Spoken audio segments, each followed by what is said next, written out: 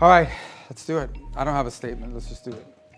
Mr. Secretary, thank you for taking questions. Diplomacy depends on predictability, reliability, trust. Markets are crashing around the world for the second day in a row. The consensus is that the president's tariffs were much higher than expected and based on economic formulas that people do not understand. What is your reaction? What is the impact on Europeans? You want them to spend more on defense, Yes. which they're agreeing to finally. But how can they do that when their economies are crashing and they are now? No, their economies are not crashing. The They markets are reacting. No, their economies are not crashing. Their markets are reacting to a dramatic change in the global order in terms of trade. And so what happens is pretty straightforward. If you're a company and you make a bunch of your products in China, and all of a sudden shareholders or people that play the stock market realize that it's going to cost a lot more to produce in China, your stock is going to go down. But ultimately, the markets, as long as they know what the rules are going to be moving forward, and as long as that's set and you can sustain where you're going to be, the markets will adjust. Businesses around the world, including in trade and global trade, they just need to know what the rules are. Once they know what the rules are, they will adjust to those rules. So I don't think it's fair to say economies are crashing. Markets are crashing because markets are based on the stock value of companies who today are embedded in modes of production that are bad for the United States. We have to be a country that thinks we're the largest consumer market in the world, and yet the only thing we export is services. And we need to stop that. We need to get back to a time where we're a country that can make things, and to do that, we have to reset the global order of trade. And the other part of my question. Well, the worst thing is to leave it the way it is forever. I mean, this just can't continue. We can't continue to be a country that doesn't make things. We have to be able to make things to provide jobs for Americans.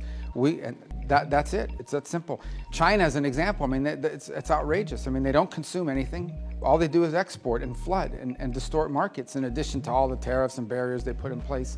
So the president rightly has concluded that the current status of global trade is bad for America and good for a bunch of other people, and he's going to reset it, and he's absolutely right to do it. Let me ask you about also the predictability of relationships with allies. The Prime Minister of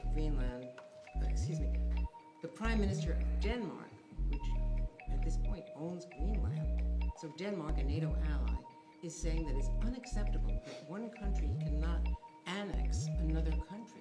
Well, no one's annexed anything. It's going to be up to Greenlanders. The vice president made that clear. He's going to respect the self-determination of Greenlanders.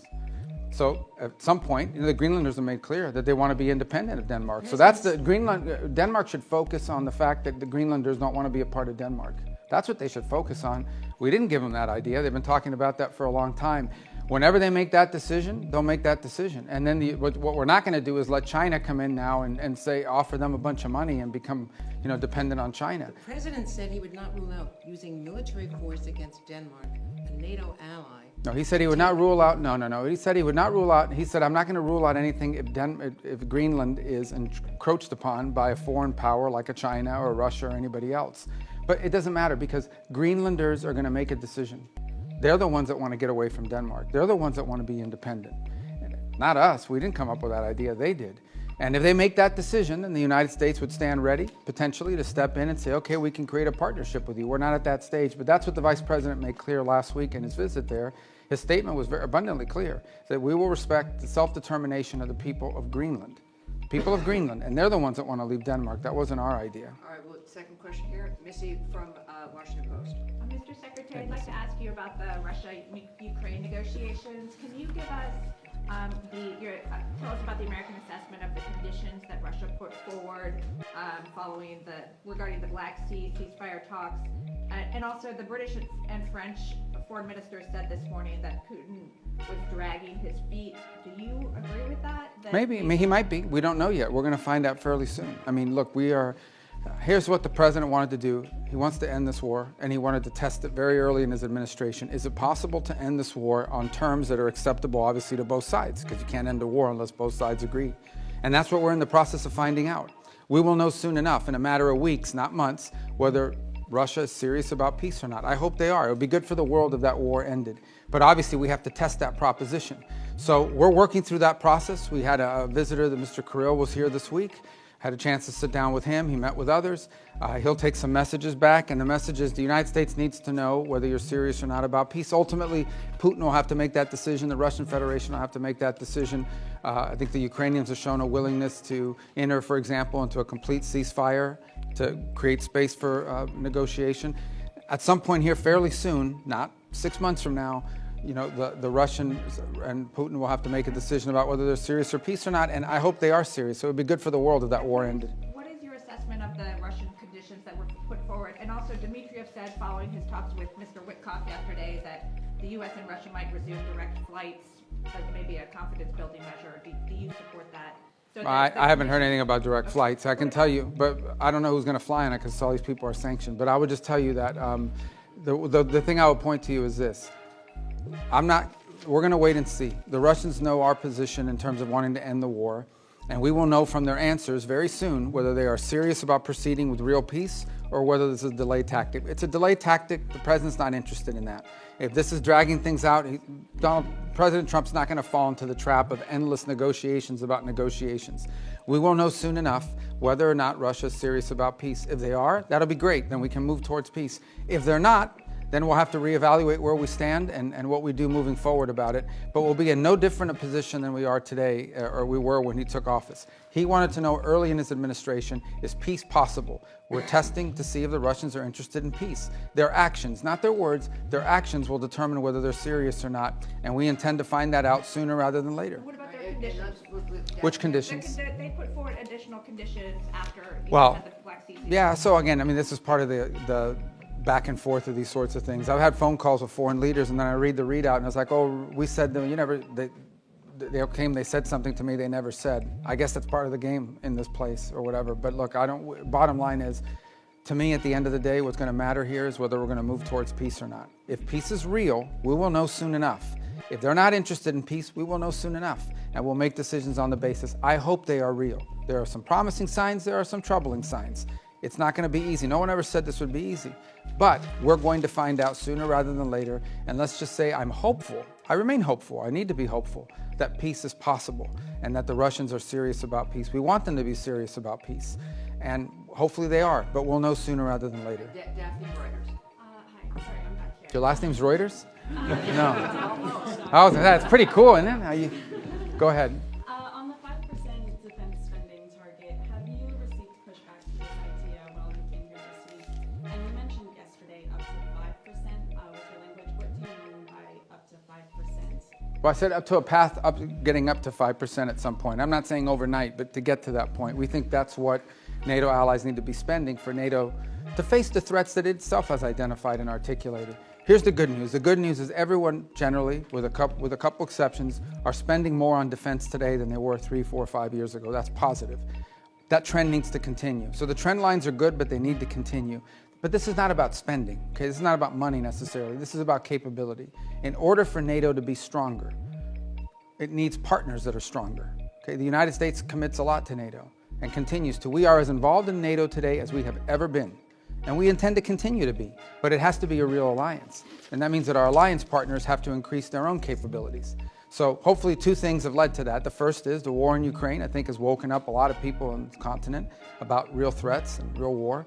And the other is, I think, the pressure and the statements of President Trump that have been pretty consistent about increasing their spending. So this whole trajectory of more defense spending began, I believe, back in 2017, 2018, under President Trump's first term.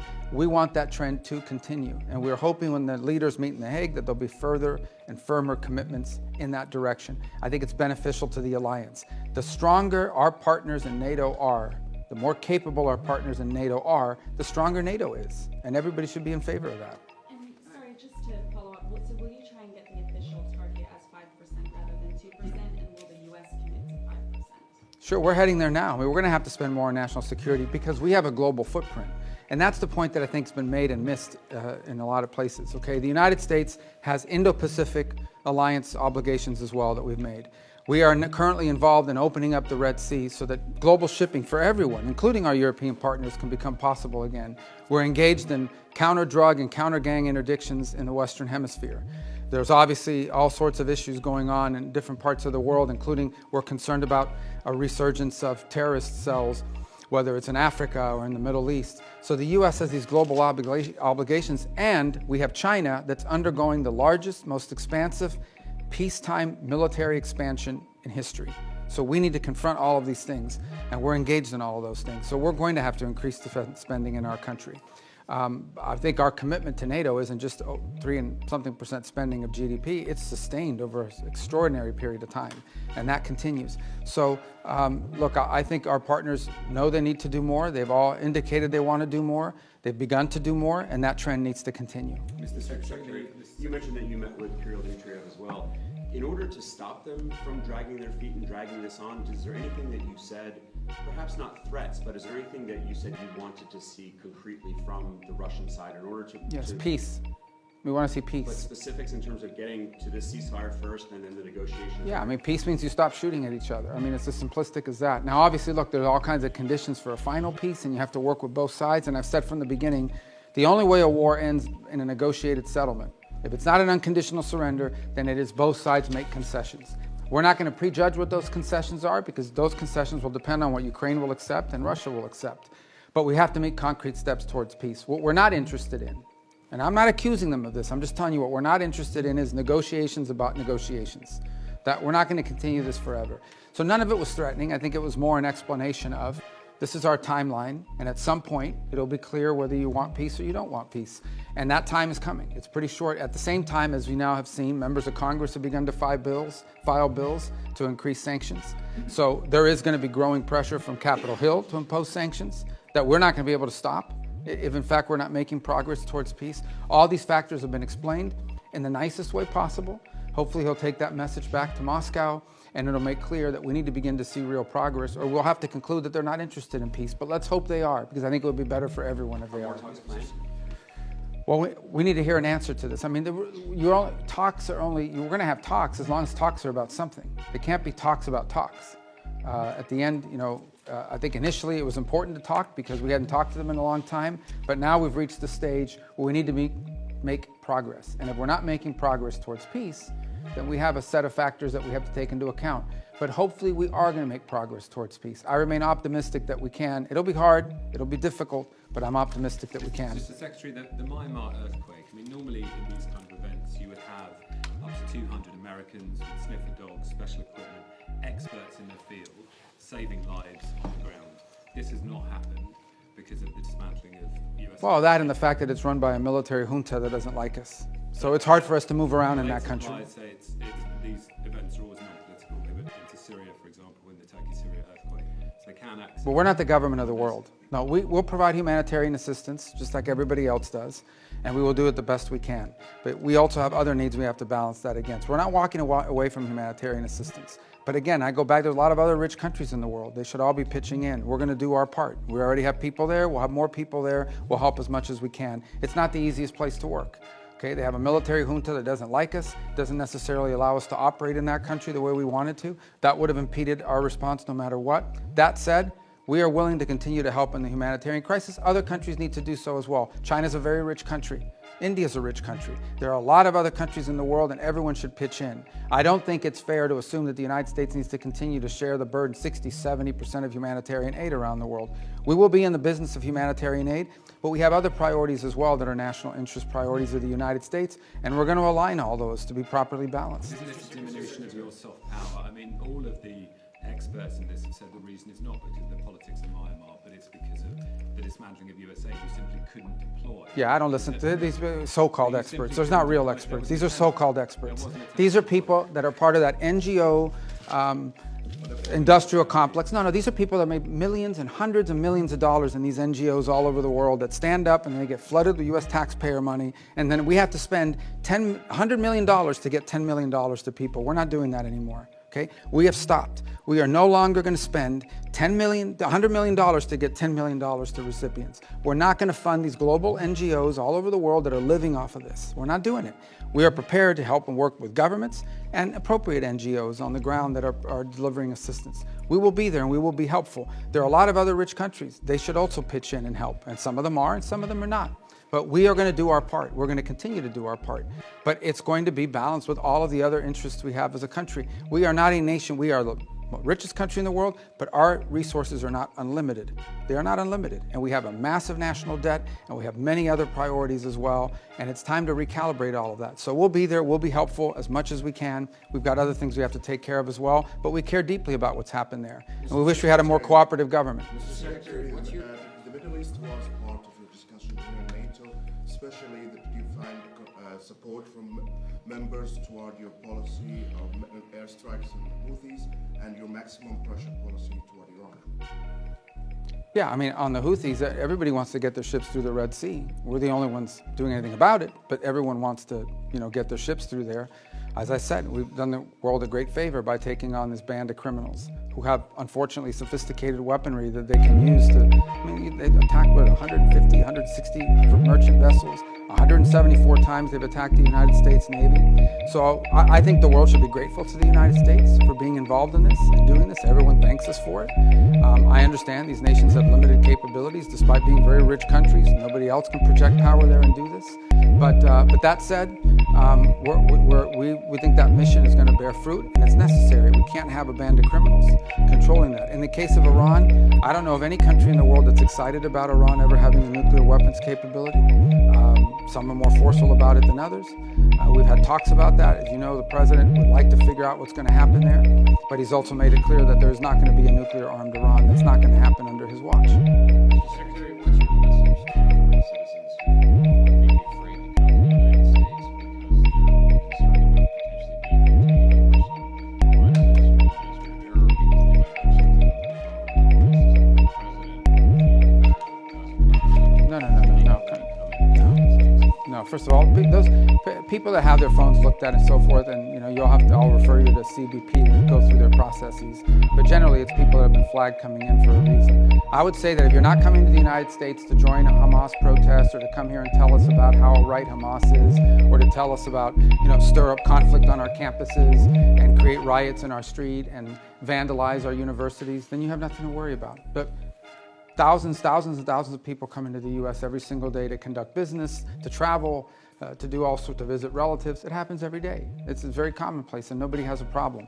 I mean, if you're coming here to create problems, you're probably going to have a problem, and I think that's a good thing. If you're coming here to create problems, not here, to the United States, you're probably going to have a problem. Yeah, we're not going to continue to be stupid enough to let people into our country who are coming here to tear things up. Not going to happen. Mr. Secretary, have the Russians done anything concrete to make you encouraged that they are truly interested in peace? And when you talk about timeline, I know you're not going to give a specific timeline, but are you talking weeks or are you talking months? I think we're talking weeks probably, yeah. I mean, there's a lot that has to happen here in the next few weeks in order for this to be real. In terms of concrete, they've agreed to certain things. I mean, I think their things are not striking now that they were before. Obviously, both sides claim that the ceasefire is being violated, as typical of ceasefires like this. But that said, not concrete in terms of are we closer to peace? We're closer to peace simply because we're talking to both sides, but we're not closer to peace because we have a deal on our hands to end this conflict. But we're going to know soon enough. That's my point I make everybody. People come, oh, well, Putin, you can't trust him. It's not about trusting Putin, not about trusting anybody. This is about actions. If you're interested in peace, you stop fighting. And you lay out the conditions by which you're willing to end a war, and they have to be reasonable conditions, right? Not crazy stuff. If you're interested in peace, that's what you do. If you're not interested in peace, then you sort of drag it out and you come up with excuses and you pull, and we know that, and we're not going to get pulled into that. But let's hope it doesn't come to that. Let's hope it, let's be optimistic that that's not the direction we're going. We're prepared if it is, but let's hope that we're not heading in the direction of this is just a delay tactic. All right, one more and then we wrap up. Don't you guys want to go home, the ones that came with us? Yeah. One more, there we go. Your allies here and also Ukraine, they believe that Russia is actually preparing for to launch another campaign, so military campaign, as soon as the winter season ends. Do you have any reason to doubt them? That they're going to do what, I'm sorry? The Russians are like they are preparing to start another military campaign. Well, then we'll know they're not interested in peace. And at this very moment, they're targeting energy sites. Can I get a reaction? They're targeting what, I'm so sorry? Energy sites in Ukraine. Well, again, I get it. Then that means they're violating the ceasefire. That's not a good sign, But I think that would tell you this, that ultimately this is a war. Right now, things are going to be blowing up in Ukraine and inside of Russia because there's still a war going on. That's what we're trying to end. Okay, if we have a true ceasefire, which is what we wanted, a complete ceasefire, nothing should be blowing up. But the Russians didn't agree to that. They wanted a partial. And then obviously when you get into these partials, that's one of the reasons why we didn't push for a partial. We'll take it because it's better than nothing. But one of the reasons why we didn't push for a partial, because there's always disputes about what are you hitting and what you're not hitting. But in the end, this is still a war, and we want it to stop. The fact that religious sites are being hit, or energy sites are being hit, or civilian sites are being hit, that's why war is a bad thing, and that's why the president wants to end it. As far as them conducting another campaign, well, then that'll be a very clear sign, right? If all of a sudden we wake up tomorrow and the Russians are launching a massive offensive, then I think that's a pretty clear sign they're not interested in peace. That hasn't happened yet. Let's hope it doesn't happen. We want to know whether they want to do peace or not. And if they do, then there's a way there, and we're willing to help. If they're not, then it's good to know early so we can adjust our policies accordingly. All right, everybody, All right. thank you so much. Thank you, guys. Thank you, guys.